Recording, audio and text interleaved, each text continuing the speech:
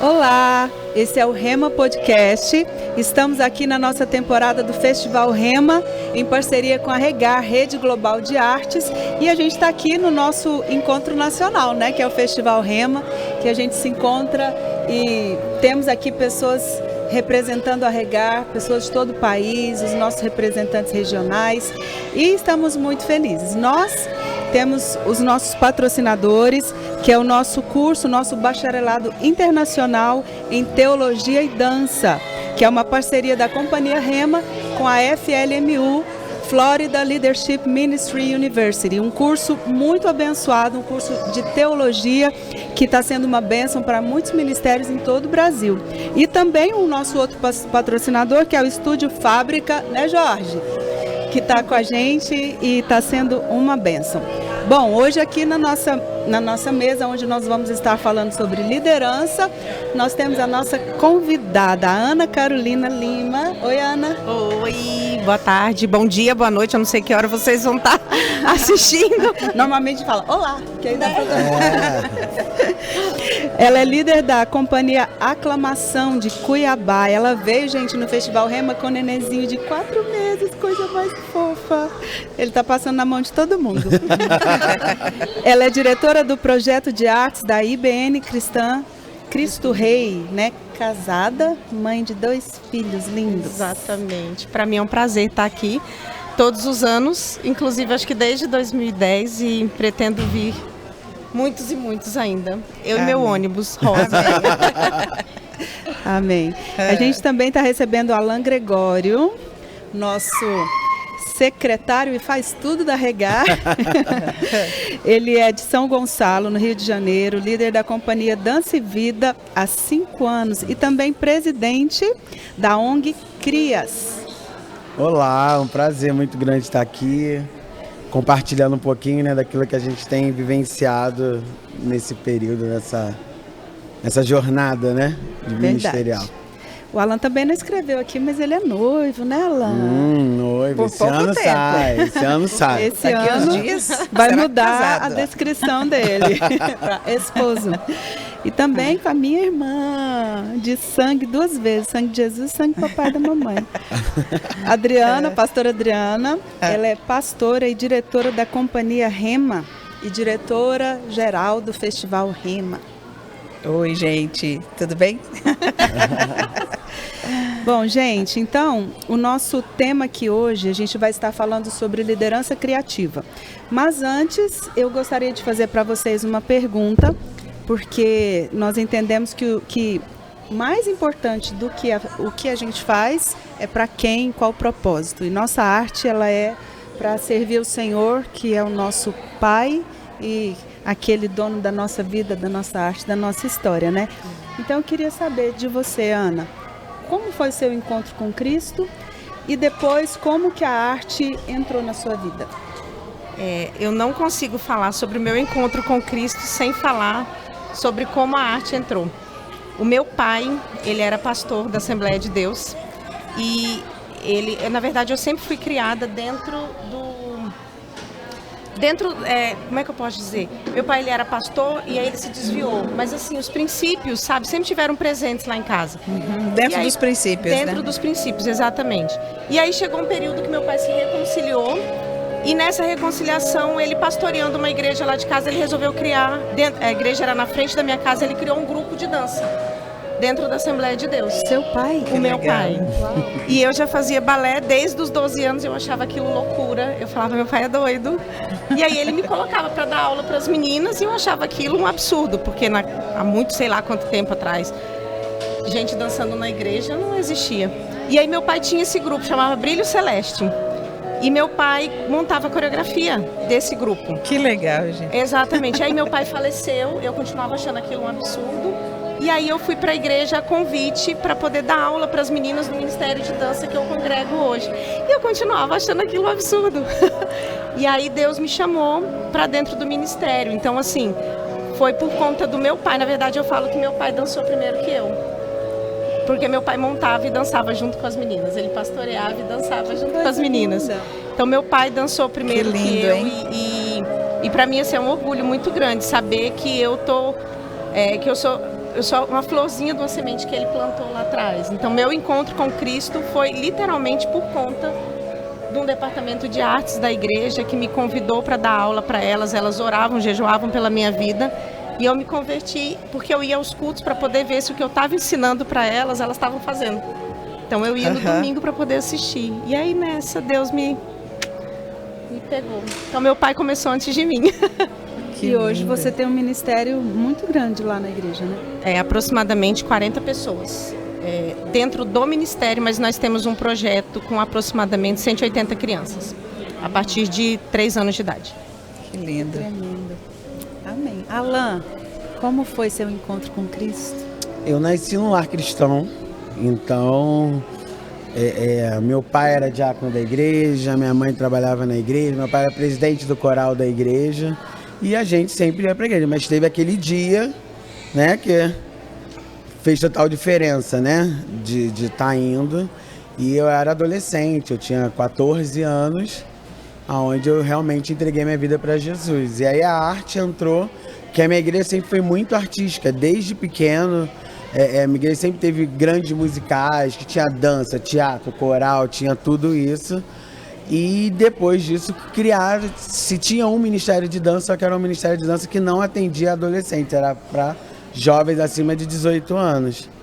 E aí a gente, nessa revolta santa, né, há 25 anos atrás, 1999, a gente criou um grupo de dança onde os adolescentes poderiam participar, né? Tirou uma pessoa lá do grupo de jovens para liderar os adolescentes.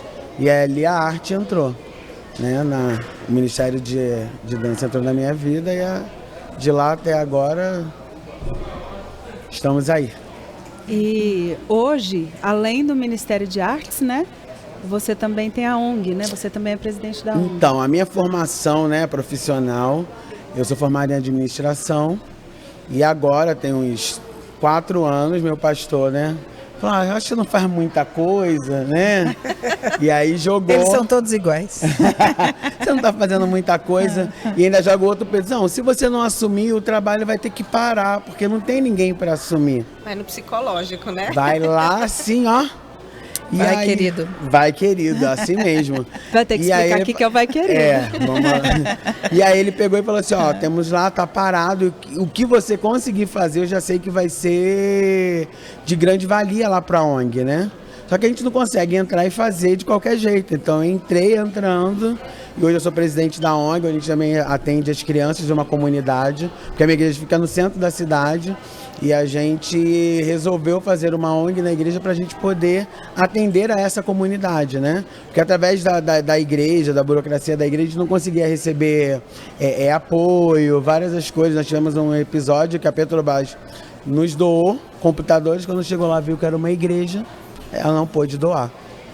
E aí a gente, a partir disso, a igreja teve esse pensamento de montar uma ONG exclusivamente para esse trabalho social. Sim. E aí eu estou lá hoje com um projeto de informática, dança, né, jazz, a gente está trabalhando com arte lá com as crianças, pandeiro, música, então a gente está lá exercendo isso, sendo uma missão, né, nossa, ali na comunidade. Que bênção. Adriana, fala pra gente como foi o seu encontro com Cristo. Eu sei que é uma novela, né? Dá uma série. Vou resumir. Mas eu acho que é muito importante, né? O pessoal saber do seu envolvimento com a arte antes, da sua conversão também. Bom, na verdade a gente vive a arte desde quando eu me entendo por gente, né? Minha mãe e meu pai sempre me incentivaram a tocar, né? Acho que desde os 4 anos de idade eu fazia piano, fiz violão, né, fiz canto, eu até brinco que eu sou a única aluna da Alda Célia que não vingou, eu brinco com ela, né, mas desde criança eu faço dança e na minha juventude eu conheci o Senhor.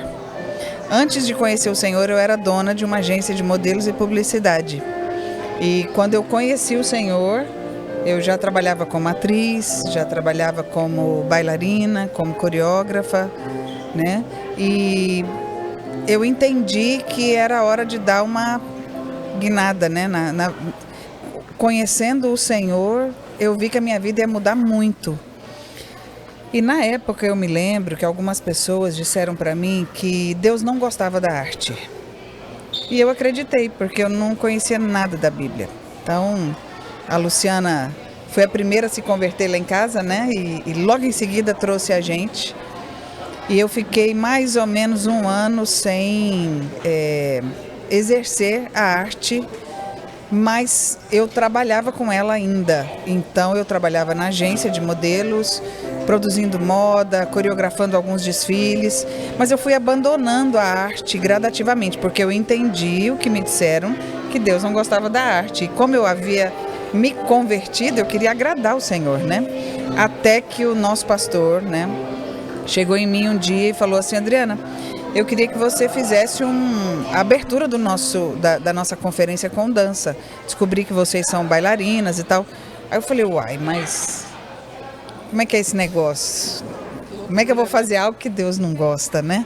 E ele falou, quem te disse isso? Aí eu expliquei para ele como que aquela informação tinha chegado. Ele falou, olha, eu acho que a pessoa que te falou se equivocou. Ele sempre foi muito elegante, né? Eu vou te mostrar que Deus ama a Bíblia. E foi descortinando a palavra para mim. Deus ama a arte, né? E foi descortinando a Bíblia para mim. Ele veio no livro de Êxodo, né? Foi trabalhando salmos, onde havia poesia, onde havia música, onde havia dança, movimentos proféticos, né? E eu fui entendendo que Deus tinha aquilo para nós, né? E chegamos aqui. Estamos aqui até hoje, né? Então o Senhor nos trilhou esse caminho. Eu amo o Senhor mais que tudo, mais que todos, e trabalhamos naquilo que Ele nos mandar fazer. Amém. Bom, e hoje todos vocês são líderes, né, de artes há muitos anos, conduzindo pessoas a serem líderes cada vez melhores. E quando eu olho, por exemplo, para vocês, e também lembro da minha história, né, eu vejo que liderar é uma arte. Porque a Adriana sempre falou isso para nós, né? A Adriana é a minha líder desde que eu me converti e trabalho com arte. Uma coisa que ela sempre falou e me marcou é que nós temos que formar líderes melhores do que nós, né? E na vida de vocês, com certeza isso aconteceu. Com certeza, para vocês estarem aqui hoje, vocês tiveram um líder ou líderes que motivaram vocês, que puxaram, mostraram para vocês que vocês seriam capazes, né? Então, eu queria que vocês falassem sobre isso, assim, como liderar uma equipe criativa. Adriana? Liderança, como você disse, na minha opinião, é uma arte, né? E, primeiro, a gente lidera com o exemplo, é a minha opinião, né? Segundo, a gente lidera com a técnica, ou seja, aprendendo a liderar. Existem princípios para isso, né? E terceiro, eu acho que no nosso caso, a gente precisa ter um propósito dentro daquilo que Deus nos chamou para fazer. Então a nossa liderança é pautada pelo propósito, pelo caráter, porque as pessoas olham para você, e pelo aprendizado, que aí eu chamo de técnica, que você vai aprendendo. Existem princípios, né? Postura de um líder, aonde ele quer conduzir a sua equipe, nunca parar de aprender, nunca. O dia que a gente parar, o dia que a gente achar que já sabe tudo, sua liderança acabou ali, porque com certeza, né, você corre o risco de ficar para trás, corre o risco de ficar obsoleto. Então o líder, ele tem sempre que estar aprendendo, leitura, oração, conhecimento de outras pessoas, né? Você tem que saber se você lidera gente, você tem que conhecer sobre gente, né? E liderar artistas, na minha opinião, é o maior desafio que tem. É verdade. Né? Porque, povo criativo. E liderança a gente entende que pode ser desenvolvido, como a pastora falou, a gente pode aprender. No meu caso, eu caí de paraquedas na liderança de arte, né? Foi Vai Querido? Foi um Vai Querido, porque a gente, assim, gente, eu liderava... Então, peraí, alguém tem que explicar o que é o Vai Querido, que a gente já falou 2 vezes. Vai Querido é porque a nossa querida Adriana aqui, ela ela motiva as pessoas a mostrar né, que ela consegue falar, que ela consegue liderar. Então, eu me lembro quando no início, né, No início que a gente começou a servir o Senhor com a arte, sempre tinha um microfone na minha mão, assim, diante de uma multidão, falando assim, vai querida, você consegue, dá uma palavra para esse povo, né? E aí pegou, o vai querida veio dela. E o vai querida vem em vários momentos, assim, tem momentos que tem uma antecedência, mas tem um momento que você está na ponta do púlpito, vai. E aí você não tem como nem dizer não. Alguém tem que empurrar, né? Verdade. Mas só se empurra quem tem disposição de avançar, né? Isso, é uma verdade, é uma verdade. E aí, assim, eu era... Não vou dizer que vice-líder não faz nada, porque trabalha, mas as responsabilidades estão sempre no líder principal, né? Então a gente sempre fala que não adianta. Na hora que o negócio é pegando fogo, tem aquele líder, né, que vai resolver. E eu era gostei muito sempre da burocracia, de organizar, de fazer a agenda, de fazer tudo. E aí me colocaram como vice-líder. Mas chegou um momento na vida que a pessoa que liderava junto comigo não quis mais, né, abriu mão disso, e aí você se vê no papel de líder, né? Então eu vi que eu caí ali assim de paraquedas. Já tinha algumas pessoas como referência, né? Não vou nem falar que a referência está aqui na mesa, mas a gente continua assim mesmo, na minha vez né? eu falo, pode deixar. A gente faz cara de normalidade, né? E aí a gente começa a liderar e a gente vai se desenvolvendo. Você chega totalmente cru e com o tempo você vai aprendendo. As próprias experiências ensinam muito, né? Tanto quando você acerta quanto você erra, né? Que a gente não é perfeito. A gente sempre acaba aprendendo e vai se desenvolvendo. E depois de 20 anos liderando, você tem alguma experiência, né, na área.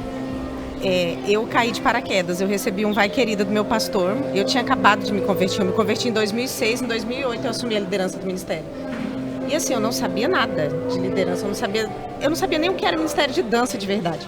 E aí eu conheci a Jaqueline, que estava aqui ontem no festival, e ela me falou de vocês. Eu falei, eu vou lá, vou conhecer esse povo.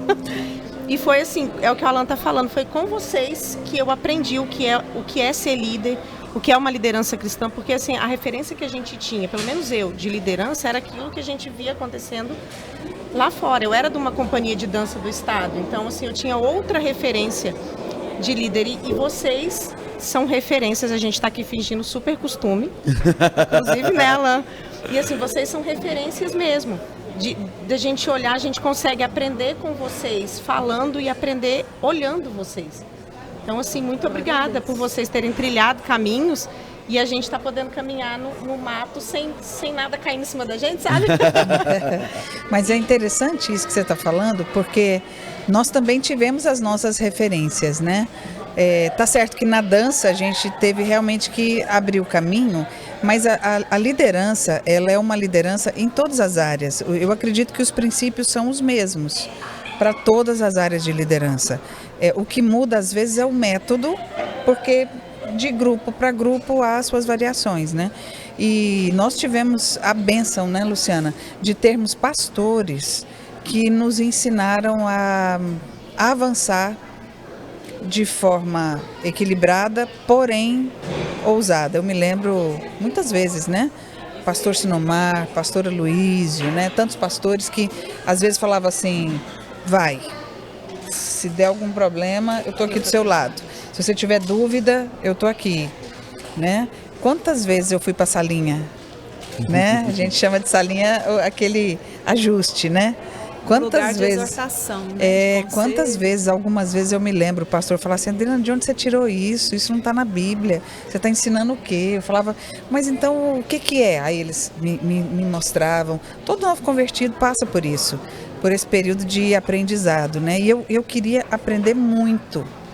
Então eu me dedicava muito a esses momentos, sabe? Quando os meus líderes diziam para mim, olha, isso aqui foi ótimo, isso aqui você está no caminho certo, continua, persevera. Olha, isso aqui não é legal. Você não conhece muito bem a Bíblia ainda, mas à medida que você for caminhando, isso aqui não é isso, é isso. Então o caminho vai sendo aberto.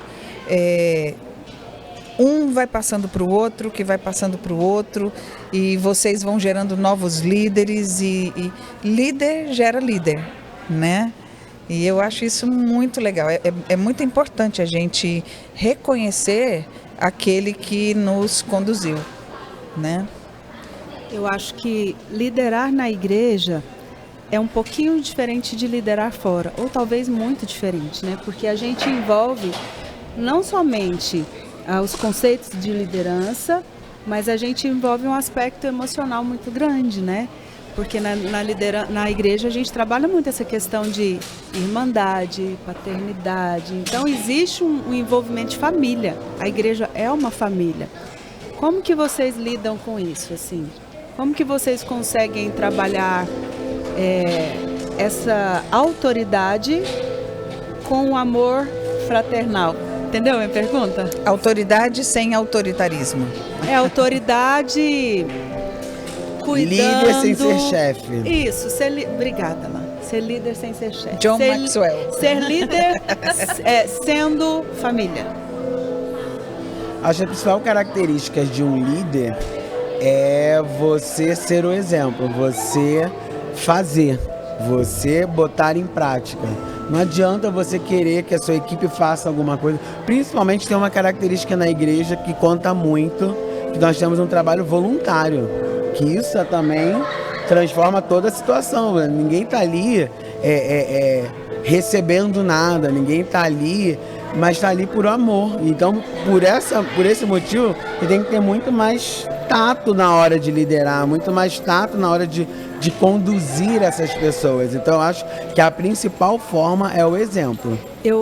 Quando a gente fala de voluntário, eu sempre gosto de falar um pouquinho sobre isso, porque o voluntário, às vezes ele conota aquela pessoa que está ali e, olha, eu sou voluntário, ou seja, não sem me... responsabilidade. E na verdade o voluntário não é isso, né? O voluntário, ele é aquele que ele se oferece para realmente se dar para aquilo, né? Tá disposto, né? As pessoas confundem o voluntariado com eu vou na hora que dá, né? Isso, exatamente. E na verdade não. O voluntário é aquele que se dispõe a fazer um trabalho, muitas vezes sem receber por ele. Isso. Né? Mas a partir do momento que você se dispõe a fazer um trabalho, principalmente no campo eclesiástico, ou seja, para Deus, né? Você tem que dar o seu melhor. Seus horários têm que ser os melhores. Seu trabalho tem que ser o melhor. Pelo menos eu penso dessa maneira. Eu não me voluntario, não sei se é assim a palavra, né? Para fazer nada que eu não consiga fazer aquilo de forma sensata, de forma coerente, de forma que vá honrar o nome daquele que nós carregamos, que é Deus.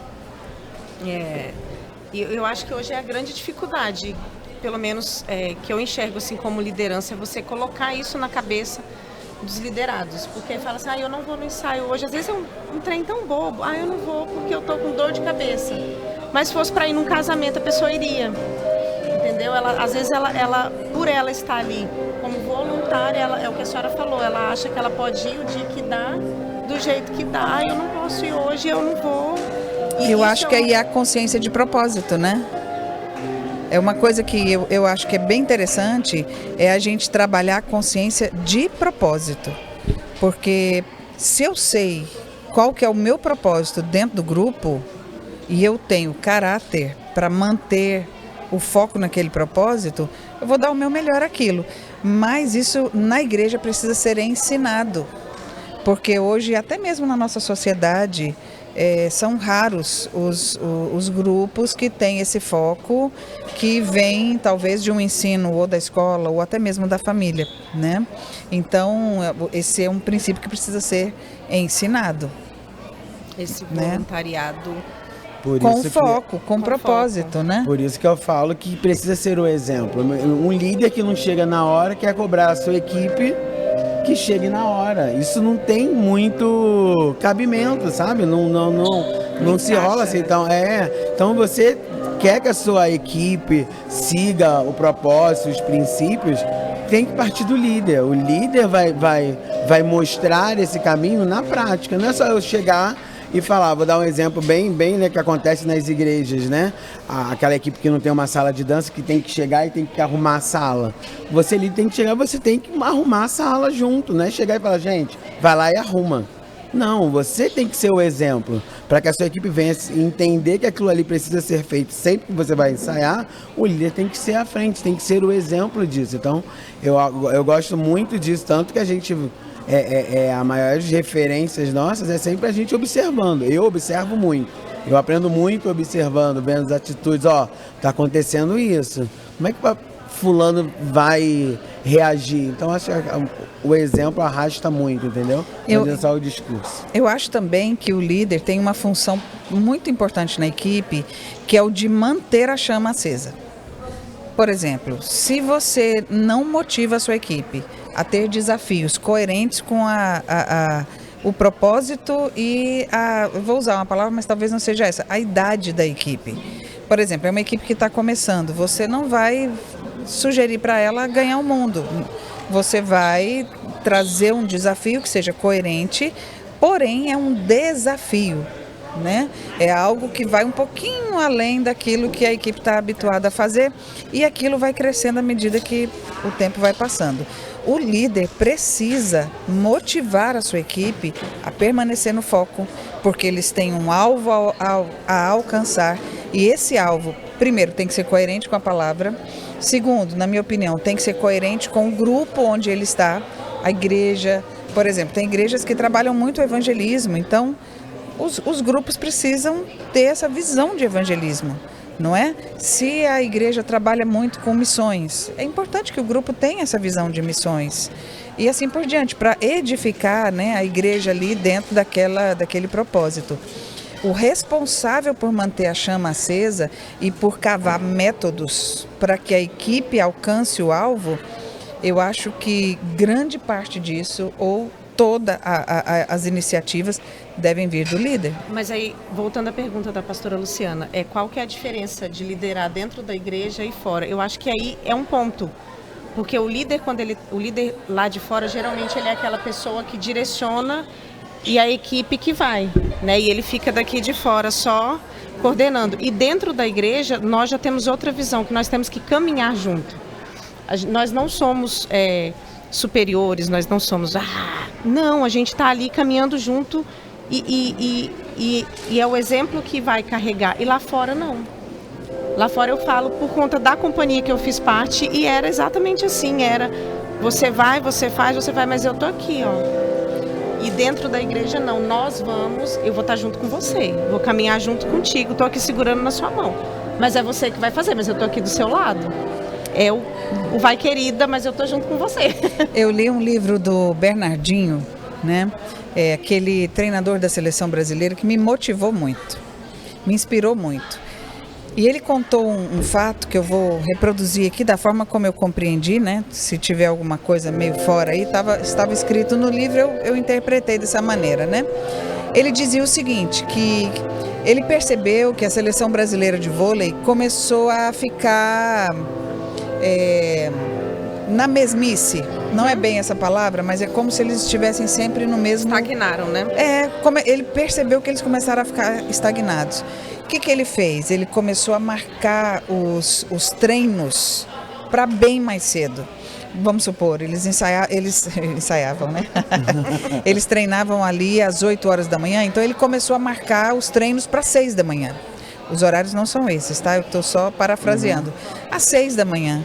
Por quê? Para que o pessoal levantasse mais cedo, para que o pessoal dormisse mais cedo e mexesse com a rotina da equipe.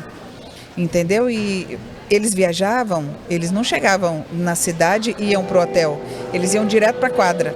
Faziam um treino antes de ir para o hotel. E ele percebeu que mexendo na rotina da equipe, mexendo com o emocional, com a prática diária, a equipe começou a dar mais frutos. E aí a equipe voltou a crescer. Eu acho que nós, como líderes criativos, dentro das nossas igrejas, a gente lida com equipes muito mistas. É criança, é idoso, é jovem, são pessoas com necessidades especiais, muitas vezes trabalhando juntos. São idades diferentes, sonhos diferentes. A gente precisa ter métodos que propiciam você acertar o alvo. A gente falou muito sobre alvo, visão. Eu acho que isso é algo que a gente tem que falar. Porque o líder, ele tem que saber qual que é a visão, qual que é o alvo, né? E o nosso alvo, sendo cristãos e tendo um ministério, o nosso propósito, ele é o maior de todos, né? Que é servir ao Senhor. e sermos pequenos cristos aqui na Terra, né? Então, o líder ele precisa saber o que Deus comissiona aquele grupo para fazer. Primeiro, a grande comissão, né? Qual que é a nossa comissão geral? Que é pregar o evangelho a todos e trazer a cultura do reino de Deus. E depois, o grupo saber qual que é a visão. Por exemplo, o Rema tem uma frase que a Adriana sempre falou, né? Que pisaremos as nações da terra levando o evangelho. Então, às vezes, chega um convite. Olha, a gente quer que vocês venham para tal país ajudar uma igreja num trabalho evangelístico. Isso está dentro da nossa visão? Está, porque um dia Deus falou que Ele queria fazer isso conosco, nos levar para as nações da terra. As nações da terra, às vezes, nem se fala de outro país. Por exemplo, dentro do Brasil a gente tem muitas nações, né? A gente tem os índios, os indígenas, a gente tem os ciganos, a gente tem as pessoas de outros povos que têm seus também, grupos, né? Aqui. Os estrangeiros, né? Também. Culturalmente, sim, os estrangeiros, né? Então, assim, nós fomos chamados para diferentes povos. Então, isso nos facilita a agir. Então, por exemplo, eu sabendo qual que é a visão, olha, se eu vou para outras nações, se eu vou alcançar pessoas fora aqui do meu quadrado, eu vou ter que melhorar tecnicamente. Então, vamos ter que investir mais tempo, investir mais, né? Então, essa questão... Eu vou ter que aprender uma outra língua. Vou ter que aprender uma outra língua. São coisas que a gente vai trabalhando para crescer dentro da visão, né? Eu conheço equipes, por exemplo, que tem um chamado evangelístico para as escolas, para os estudantes, vamos dizer assim, né? Porque isso inclui faculdades e todo tipo de essa parte de aprendizado, né? Então, eles têm que trabalhar em cima disso, as estratégias são feitas em cima disso, né? E qual que vocês acham que é o maior desafio para liderar? Vou falar de mim já, né? Sei que eu tô aqui para entrevistar, né? Mas eu quero falar um pouco também. Para mim, o maior desafio é fazer com que os meus liderados saibam o potencial que cada um tem.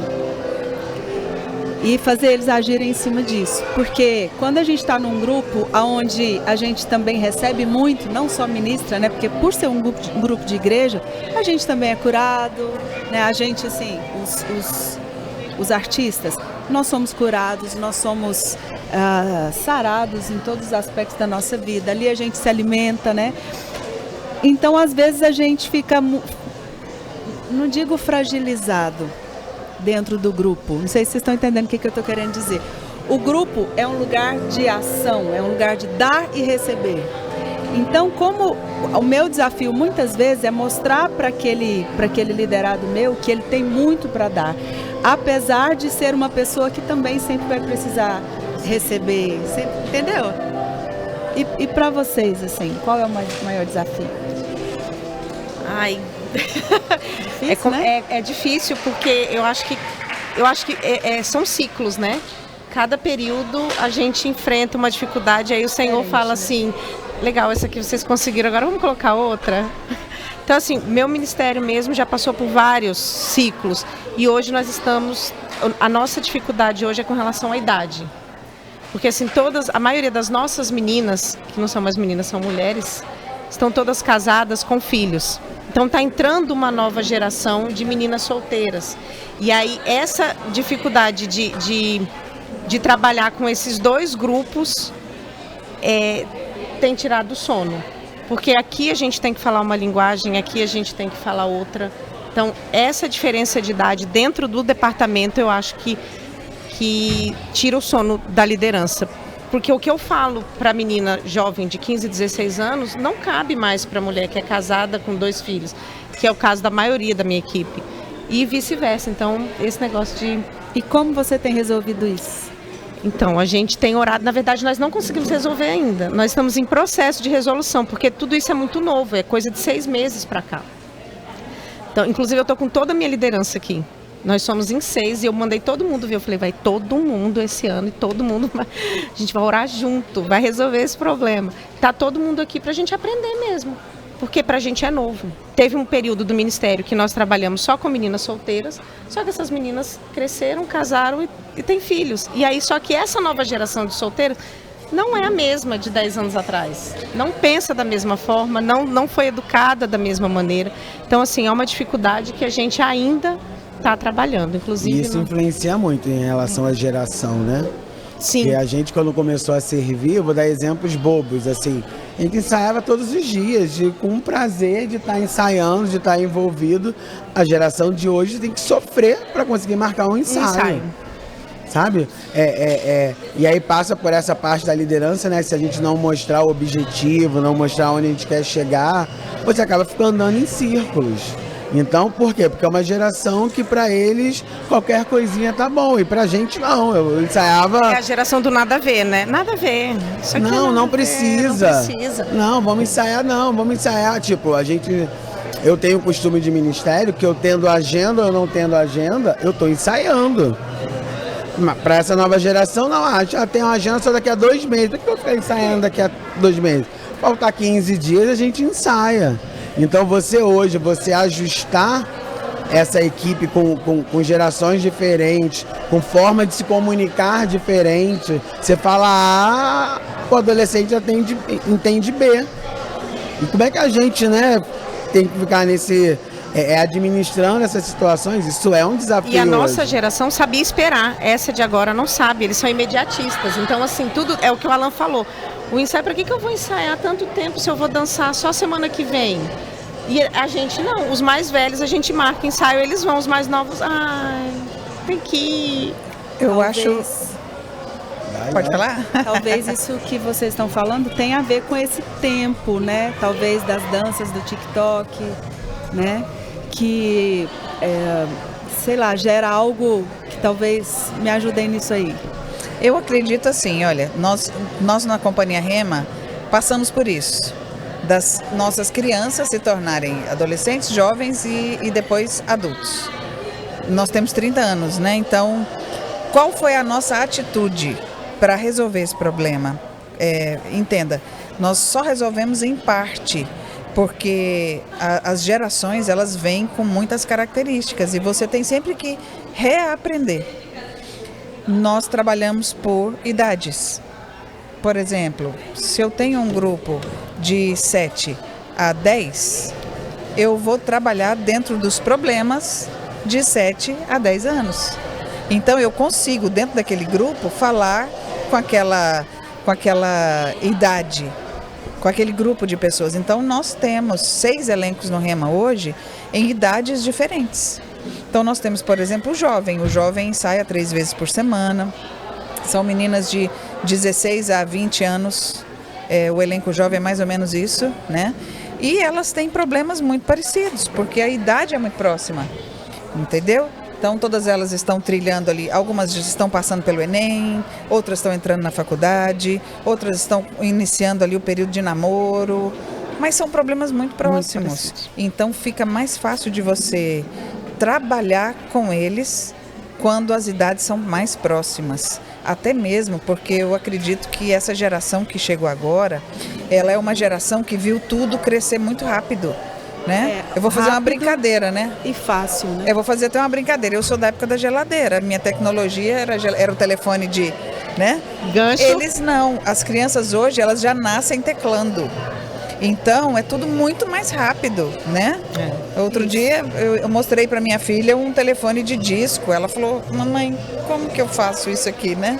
Era disso que eu estava falando, nesse sentido, que hoje, por causa da tecnologia, tudo parece ser mais fácil e mais rápido. Só que existe uma questão na arte que não vem fácil e rápido. A técnica e a experiência exige... O processo de criação exige tempo, né? Isso, exige tempo e a técnica exige tempo. E eu acho que eles não estão muito dispostos a passar por esse processo, sabe? Esse é um desafio, sabe? Vamos fazer, não, mas tem o 1, passo 2, passo 3, não, eles querem do 1 pro 4. Mas é o que a pastora falou, dança do TikTok não tem ninguém ensinando. Eles vão, assistem, copiam e pronto, tá lindo. Mas aí, olha, eu vou defender um pouquinho essa geração. Talvez eles precisem de referenciais mais fortes. Por quê? Se você tem um referencial forte, você vai olhar e vai falar assim, poxa, eu quero ser assim. E para você chegar assim, você precisa de um processo. E se todo mundo faz esse tipo de dancinha e eu já faço, eu vou alcançar o quê? Eu já alcancei o que todo mundo faz. Não, mas ali tem um desafio maior. Ali tem um desafio que você precisa se doar um pouco mais. Então aí vai, na minha opinião, vai do líder mostrar referenciais maiores para que a geração possa alcançar. Mostrar e também conseguir gerar, né? Que aí entra num ponto que eu queria falar aqui. Como que nós, como líderes, vamos fazer com que os nossos liderados sejam os melhores, consigam ser os melhores que eles mesmos, né? Que excelência é isso. Porque a gente crê que a competição da criatividade é com a gente mesmo, não com outros, né? Isso. Com outros divide, mas conosco, equilibradamente, ela nos motiva a avançar. Porque uma das características desse tempo é que muitas vezes a maturidade ela demora um pouco mais, né? Porque, por exemplo, antes, os nossos pais, né, as nossas mães, elas se casaram bem mais cedo, né? Em Israel, com 12 anos, um rapaz já conhece toda a lei, né? Então, e hoje a gente vê que esse tempo atual, a juventude com 18 anos ainda é considerado infantilizado, às vezes uma pessoa bem mais velha. E na arte a gente tem esse desafio também. Por exemplo, de mostrar para uma pessoa que se ela consegue, muitas vezes, fazer um celular e pegar um vídeo, ela pode fazer um celular não, gente, me ajuda.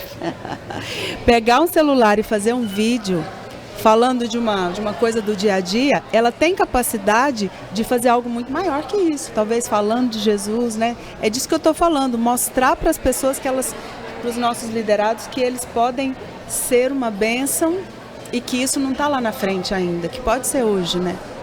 Esse eu acho que é um desafio. Oportunidades de trabalho, né? Por exemplo, todo ano, pelo menos aqui no Festival Rema, a gente busca de Deus assim algo novo para estar passando. Mas o fato de você ver uma equipe se apresentando e você está sentado ali, você olha e fala, poxa, que legal, essa equipe fez algo que eu poderia também me inspirar a fazer algo nesse sentido. É gerar oportunidades para que aquela equipe, aquele artista cresça, né? Uma coisa que fizeram no festival esse ano que eu gostei muito. Pastora Lu trouxe uma tela gigante para que todos os integrantes, todos os alunos que viessem, todos os congressistas pudessem pintar um pedacinho, né, dentro do tema. E a gente está passando ali, vendo, né, essa tela tomar forma. Então vem uma criança, pinta um pedaço, vem um adulto, pinta. Quer dizer, não é algo tão normal para nós, porque a maioria aqui é ator e bailarino. Mas todo mundo está tendo a oportunidade de experimentar. E com isso, algumas pessoas estão descobrindo que as artes plásticas podem ser para eles também. Então, estimular, né? Eu acho que o líder precisa estimular o artista a abrir novos caminhos. Eu penso que, falando ainda de geração, na nossa época nós buscávamos, pelo menos eu, né, ser diferente do grupo. Então, assim, o grupo... Sua época é hoje ainda, hein? Então, a gente faz de conta que é. A gente procurava, eu sempre procurei ser diferente do grupo que eu caminhava. Eu via todo mundo indo pra cá e eu falava, não é isso aqui que eu quero isso aqui, eu caminhava diferente. E hoje não. Eu percebo eles assim, meio que andando, sabe, em comboio. Todo mundo tem que pensar igual, agir igual e caminhar para o mesmo lado. E eu acho que esse também é um dos grandes desafios, é fazer essa pessoa sair dessa bolha para pensar fora dela. Falar, não, você não precisa pensar como todo mundo, agir como todo mundo. Porque aí a gente entra no, não, mas isso não tem nada a ver, minha amiga faz, meu colega faz, e não. É tirar essa pessoa daqui de dentro e falar, não, você não é aquela fala da mãe, né? Mas você não é todo mundo. Tirar essa pessoa desse grupo e fazer... Encontrar a própria identidade, exatamente, né? Eu acho que é uma das dificuldades. Essa geração está crescendo sem identidade porque está recebendo muita informação de pessoas que também não têm identidade e aí está virando meio que uma bola de neve, um copiando o outro, copiando. Você olha na internet, é tudo a mesma coisa, só muda o endereço. Eu acho que é algo que precisa ser... Artisticamente eu acho que a gente precisa dar um up mesmo, né? E Depois da pandemia ficou um pouco mais complexo, né, essa questão do fazer arte, mas eu acredito sim que Deus pode levantar novos artistas, pessoas talentosas, né, que possam aí sair da bolha, como você falou, né? E fazer coisas grandes, porque tem algumas pessoas se destacando no Brasil mesmo, dentro e fora das igrejas, na arte, fazendo coisas novas, né? Então eu acredito que nas nossas equipes, sim, a gente pode gerar, dar oportunidade para que novos artistas se levantem, novas músicas autorais, né? Para o louvor, para a área de evangelismo, coreografias autorais, não só cópias. Eu acho que a gente pode, né? Filmes, né? Por que não? Eu vejo muito também que hoje falta muito da liderança de entender o propósito e da onde quer chegar. Que é aquela história, né? Se eu não tenho um objetivo, qualquer caminho me serve. Qualquer caminho vai me servir. Abacuque. Então, escreve a visão para que precisamos. Possa ler até quem passa correndo. E até mesmo para os liderados, se você é um líder que se você não sabe onde você quer chegar, você não tem credibilidade. Sabe? Não, vamos botar o objetivo. O objetivo é esse. Você tem que inspirar todo mundo a caminhar nesse objetivo.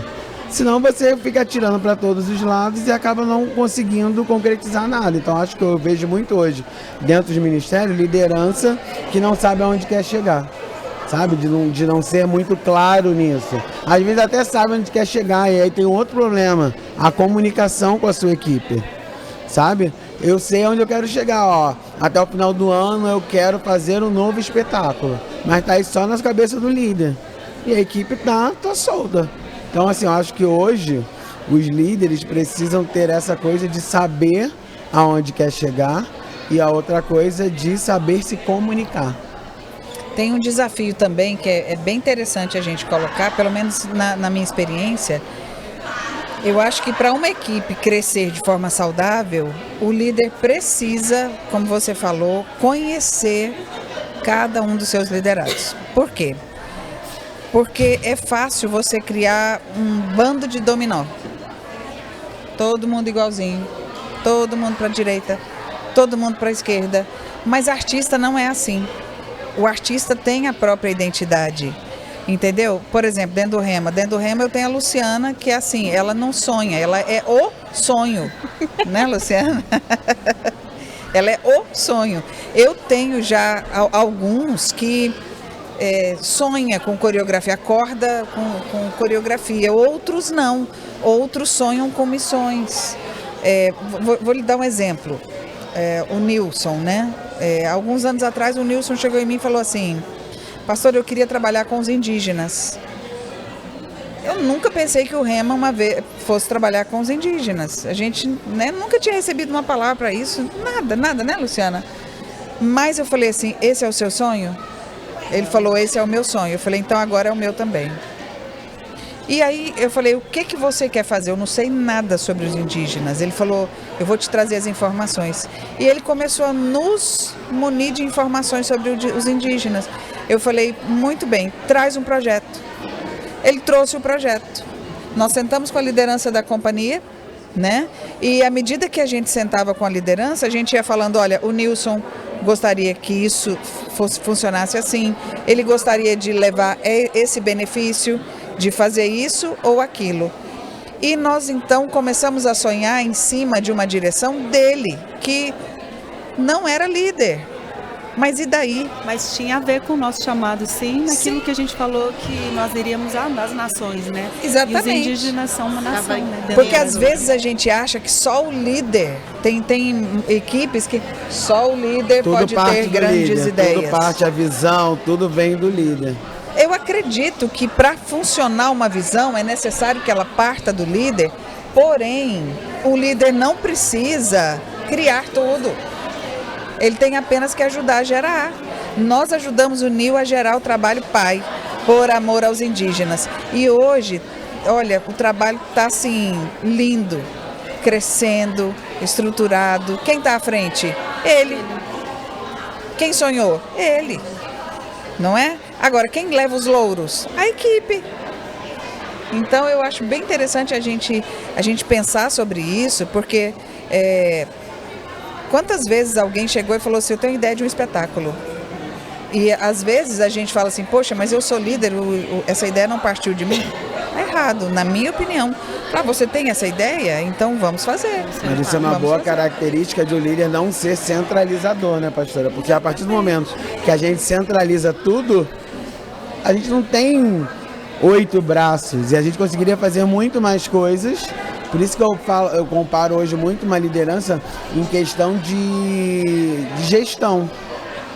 Eu estou gerenciando os projetos, sabe? Gerenciando os dons. Isso aí. A gente gerencia, então assim, tá bom, você veio com a proposta dos índios. Imagina se tudo ficasse em cima da pastora Adriana, as coisas não iam acontecer. Então, assim, os projetos vão surgindo. Vou dar um exemplo dentro do Dança Vida. O Dança Vida tem uma linha muito de ensino. A gente tem vários mestres dentro da equipe, mas a parte de ensino fica toda com o Guilherme.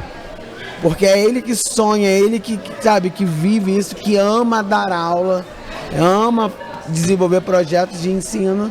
Isso não enfraquece a sua liderança, ao contrário, né? Você está dando oportunidade para que aquele dom cresça, né? Lá na ministério tem vários outros braços que não dependem só. E funciona, porque isso tira um peso de cima do líder, porque, igual a senhora falou, não que tudo precise partir dele, mas nós estamos sabendo tudo que vai acontecer. Lá na igreja a gente tem o projeto, que hoje a gente atende 180 crianças, enfim. E no começo era eu, até que eu percebi como se fosse pouca coisa, né? E aí a gente acostuma com as coisas, né? Não pode, não é enfim, Senhor. Obrigada, Jesus. E até que eu descobri a Gabi. Falei, Gabi, você topa coordenar o projeto? Ela falou, top. O projeto hoje é coordenado por ela. Ela toma todas as decisões, ela que marca reunião com os pais, ela que faz tudo. Mas isso não tira, tipo assim, os pais quando querem fazer alguma reclamação, falar alguma coisa, eles vêm em mim. Eu falo, não, você pode falar direto com a Gabi. Ela tá à frente, mas em momento algum ela me abafou, sabe? Então, eu acho que você está falando no sentido assim, que a gente como líder tem que ver a expertise, né, de cada pessoa e ajudar ela a desenvolver isso. Exatamente. Porque como líder nós não temos que resolver tudo. Ou organizar tudo. A gente tem que fazer com que todos sejam bons em alguma coisa. Que a pessoa se encontre dentro do departamento. E assim, o projeto é uma bênção, e eu falo que é por conta da Gabriela, porque eu sou coração mole. Então assim, no meio do semestre, se alguém quiser entrar, eu falo, entra. A Gabi fala, não tem mais vaga. Ela é essa pessoa pulso firme que resolve as coisas, que administra tudo. Eu acho que se tivesse tudo na minha mão, eu sou uma péssima administradora. Já tinha acabado há muito tempo. E não, nós descobrimos ela e ela toma conta e ela ama. É o que você falou do Guilherme, ela ama aquilo e é a vida dela. Eu tô aqui, todo dia ela me manda mensagem. A gente pode fazer assim? A gente pode fazer assim. Gabriela, faz, amiga. Eu acho que é bem isso, é delegar a função e descobrir. Não, você é bom nisso, cuida. Tirar o melhor. Um bom líder delega as atividades. Exatamente. Não, porque tem gente que tem medo, né, pastora?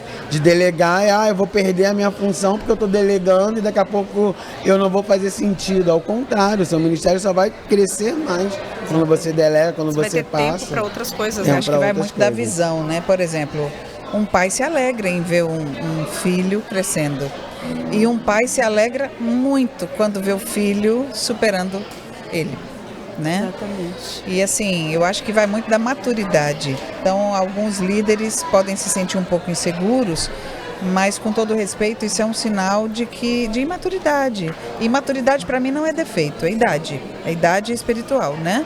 Só não pode ficar imatura a vida inteira. Exatamente. A vida é uma crescente, né? Então, algumas vezes no meu ministério eu me peguei com ciúmes. Peguei. Falei, poxa, mas espera aí, será que isso está certo? E eu decidi crescer. Falei, não vou ter ciúmes. Eu vou aplicar, porque alguém aplicou na minha vida. Eu vou aplicar, vou dar espaço. Entendeu? E principalmente para a senhora, que eu sempre faço, nas minhas redondas eu sempre fazia essa pergunta. Porque eu acho que para ela é mais complicado, porque ela lidera líderes. Que é diferente.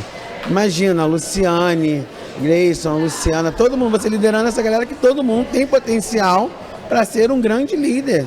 sabe? E tá ali todo mundo. Então, assim, isso imagino que seja um desafio, né? É um desafio, porém, eu acredito... Desafio prazeroso. Eu acredito assim, olha, que a partir do momento que você tem um chamado em Deus, se você não der espaço para o seu irmão, você vai ficar sem ele. Porque Deus vai fazer com que ele cresça, ele tem um chamado, não é só você. Então, se você quer crescer, deixe os outros crescerem também. E aí você ensina a cultura da honra. Do jeito que eu honro os meus pais, os meus pastores, entendeu? Eu vou ensinar as pessoas a honrarem as suas lideranças, né? Essa cultura de honra é um negócio dificílimo. Porém, ele é importante. E ele na minha opinião, é uma via de mão dupla. Você exerce a cultura de honra com os seus liderados, porque o líder, ele não tem que desrespeitar ninguém, ele não tem que ser autoritário com ninguém, ele tem que abrir portas, ele tem que exortar na hora que precisa e ele tem que elogiar na hora que precisa. É o pai, é a figura do pai e da mãe. Só que nós não somos pai e mãe. O que é a cultura de honra? A cultura da honra é algo que você cultiva com respeito, com admiração, né? Dar o devido valor. Né? Dar o devido valor às pessoas. Tanto as que estão, entendam, acima de você a nível de trabalho, como abaixo de você a nível de trabalho, não a nível de pessoas. Pessoas, nós estamos todos no mesmo nível. Mas às vezes tem alguém que tem uma função de autoridade maior que a sua. E eu tenho sobre mim pessoas que têm uma função de autoridade maior. E quando eu não concordo com essa pessoa, como que eu exerço a cultura da honra? Eu vou sentar com ela e vou conversar com respeito, vou colocar a minha opinião, se eu concordo, se eu discordo, afinal somos todos adultos, né? E a gente procura ensinar isso até mesmo para as crianças. Então eu acho que a gente cultivando isso, a gente vai ver, né, as pessoas crescendo. E cultivar isso sem medo, né? Sem medo. Sem medo. Quem sabe quem é, não precisa ter medo. A gente só tem medo quando não sabe, né? Acho que é bom a gente falar também que a gente está falando que a gente tem que conhecer o potencial dos nossos liderados e desenvolver ele. E eu acho que a gente também tem que conhecer as dificuldades que eles têm, né? Que tem gente que tem dificuldade no meio da pressão. Então, se de repente aquele liderado tiver uma atitude que não foi muito legal, a gente saber lidar com a dificuldade dele naquele momento, não esmagá-lo, né, com as nossas atitudes, que eu acho que isso é saudável para nós. E aí entra um ponto que eu acho que a gente precisa, pelo menos eu acho... Posso só falar mais uma, que estou falando tanto, né? Mas deixa eu falar mais uma coisa a respeito desse... Você tocou num ponto muito interessante. Algumas pessoas que conversam comigo, que são líderes, eles valorizam muito a exortação. E a exortação tem que ser valorizada mesmo. Mas ela precisa ser pensada no propósito. Como que eu exorto o meu liderado? É para matar ou é para restaurar? Aí é empatia também, né? Se colocar no lugar do outro, porque ninguém é perfeito. Nem então, nós, ninguém é perfeito, então tem que ter empatia, né? Com o nosso liderado, se colocando no lugar. Mas a gente às vezes acha que exortar é dar bronca. Na verdade, exortar é aconselhar. Ensinar. Às vezes você tem que ser um pouco mais duro, mas a Bíblia nos orienta a não esmagar a cana quebrada. Então você tem que ser firme, mas você precisa ter o objetivo de restaurar. Precisa, né? Gente, o nosso tempo está acabando. A gente pode depois ter um outro podcast, né?